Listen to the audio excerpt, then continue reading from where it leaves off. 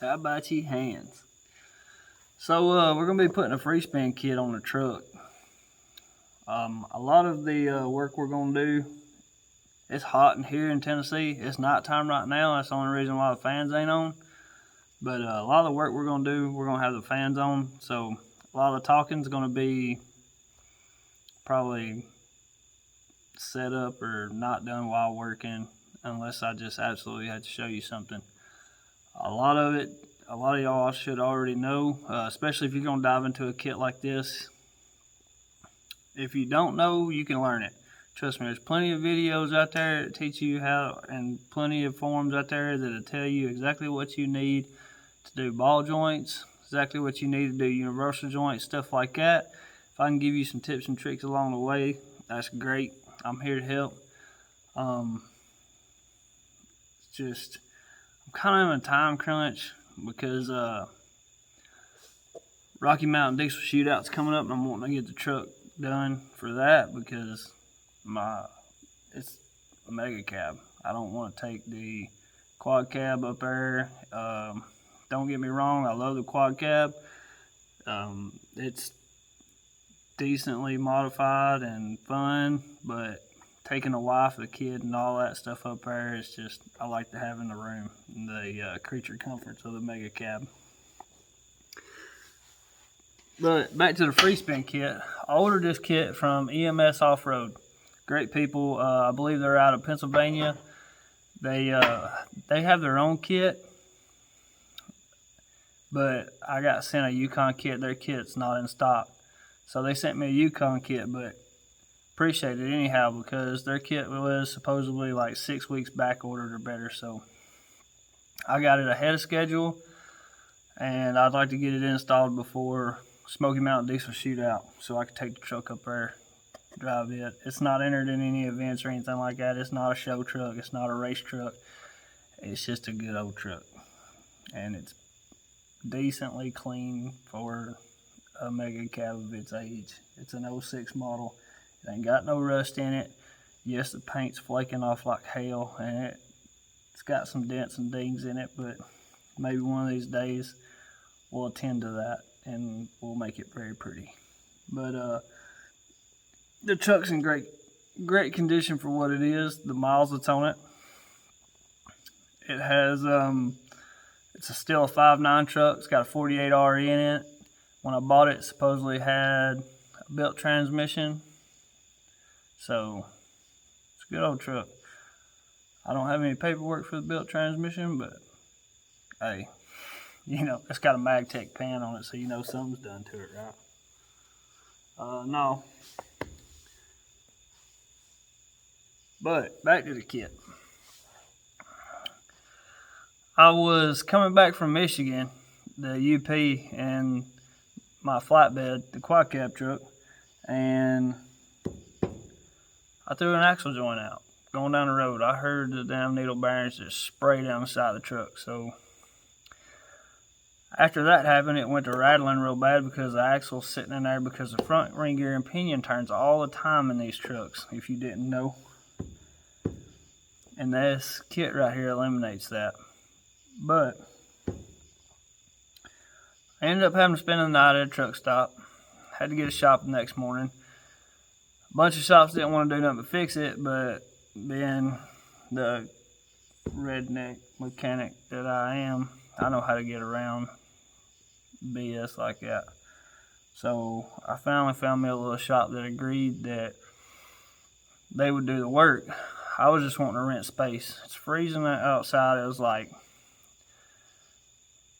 in the teens that night. I spent the night in my truck. I spent the night in there with my coveralls on and a blanket. So it was cold. But I got the truck to the shop.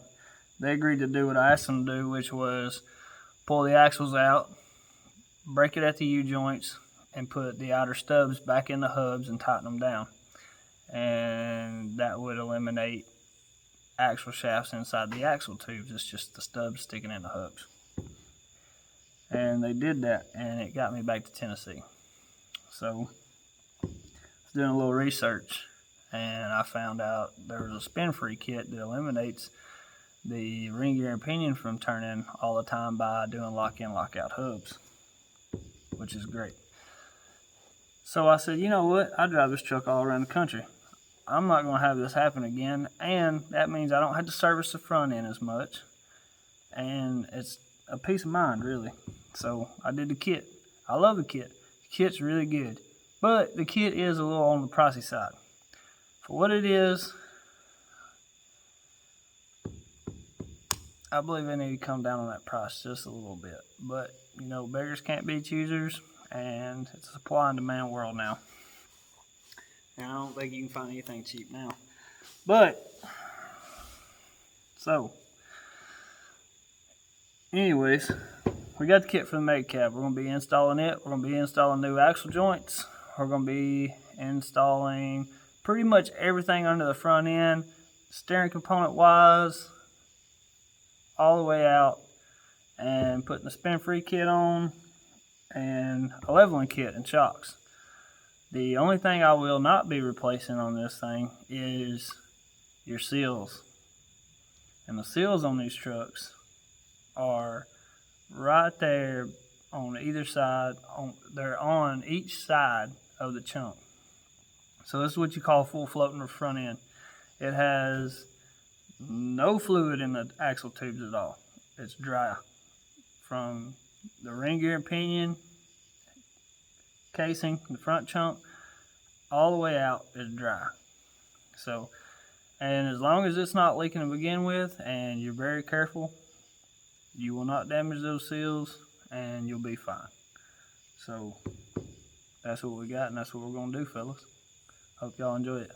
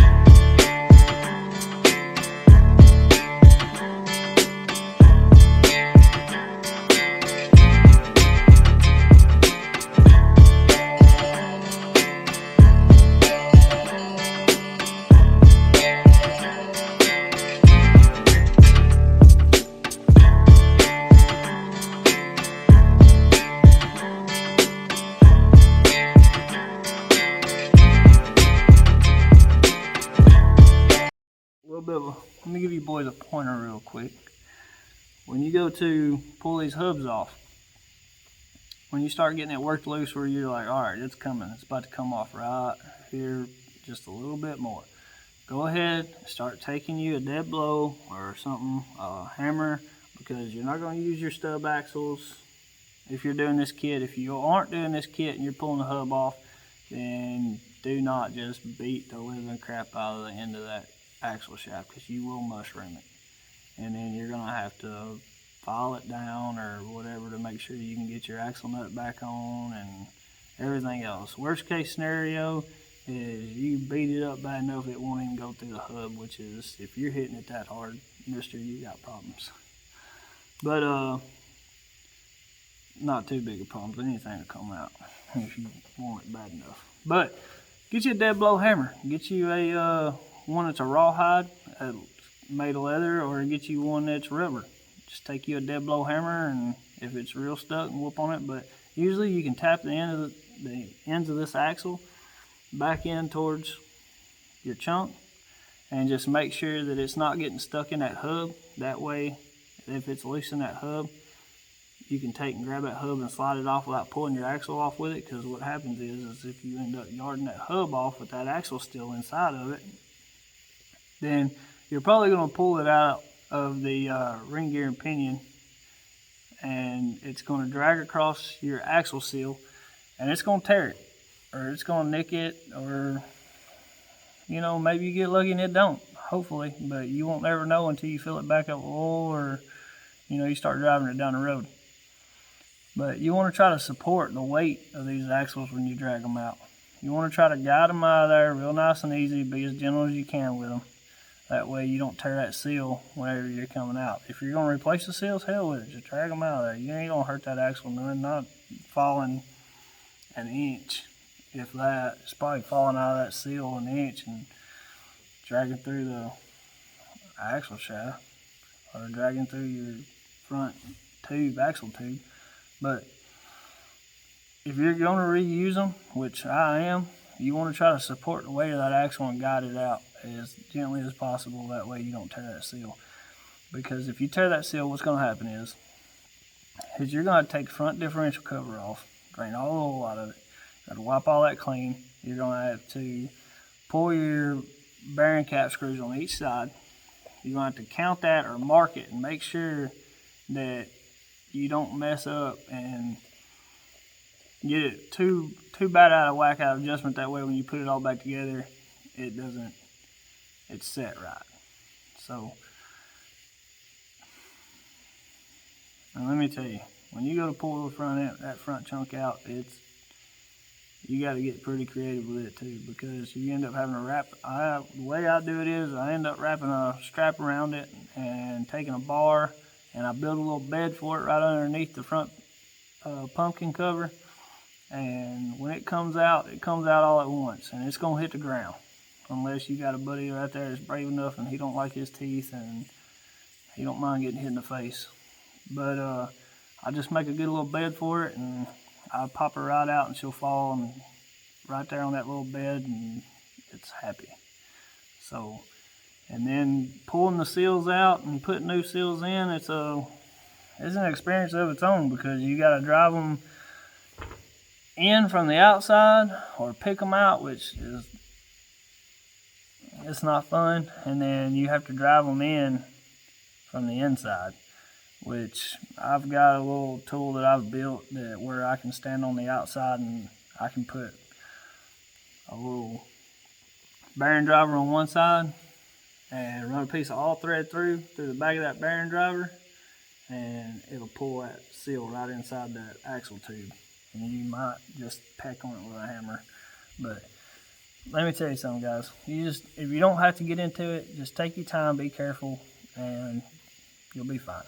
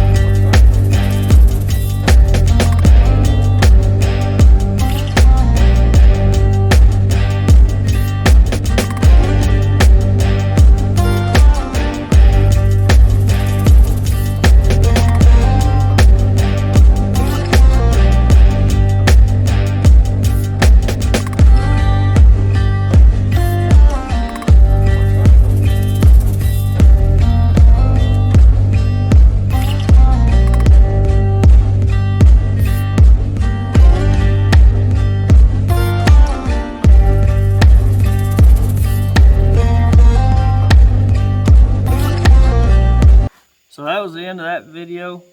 We actually got everything pulled out except for the ball joints, and that was because we had a thunderstorm roll in. There was a tree that went down right down the road. It took out all the power lines. We ended up not getting power back till about midday the next day.